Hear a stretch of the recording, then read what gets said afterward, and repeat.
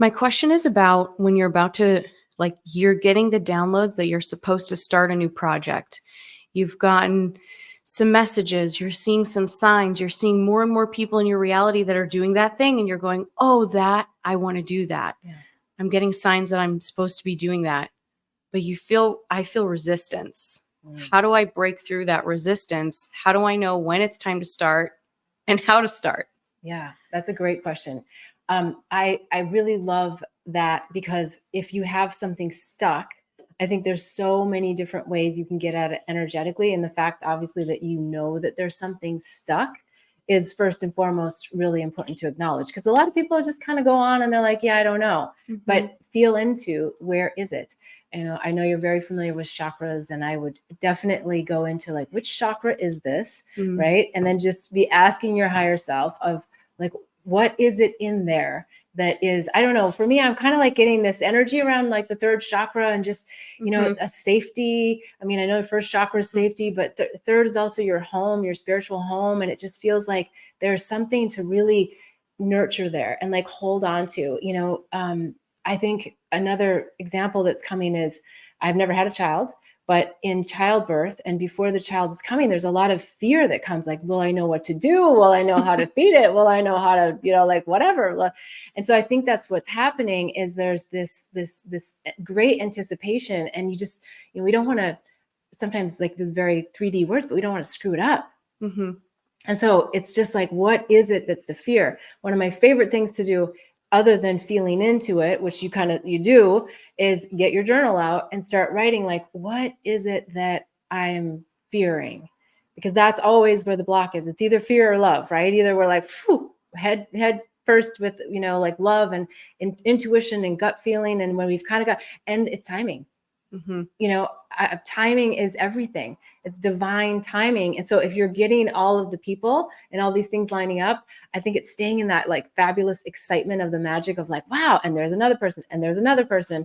It's like, oh, but I'm still feeling this, and just being really present with it and not trying to shove it down. And I'm not suggesting you are, but I know in the collective, a lot of people do, like, oh, I'm just going to push through it. It's like, just be so gentle and journal it, feel it, and just go, what is it? And then I think in this case too, you'll see other people come to you with a message. Like someone like randomly will say, I was going to do this, but, and then you go, and you're like, what was that? And then you kind of go, oh, that's what my issue is, like it'll come in your external world too, I think, if you just stay really present to that. But that's a great spot to be, but I know how like, tantalizing it is, because you're just like, I just want it to really blossom. So getting to the heart of the matter and the fear of the matter is, I think, where you're going to find the real juice to shift it. Now, there's a lot of modalities that we could go through that would also help you get to that. In the Awakening and Healing Handbook on BethBell.me, there's a ton of different modalities that you can partake in that will help you really get into that somatic place. I just did family constellations in my living room yesterday. That's also like a great place, because it's oftentimes in the subconscious mind where this fear is residing, and it's harder to get to without help from others that are really going to get into the energy line of it. So yeah, is that helpful? Yeah. Something more? Okay. No, that's perfect. Okay. All right. Thank you. Anyone online, please, if you're watching on replay, you can always put a comment. You can add questions. You can go to bethbell.me/question. And there's so many other resources on bethbell.me. If you haven't done the State of the Heart assessment, please do. It's so important to know your state of the heart. And there's also the Awakening and Healing Handbook.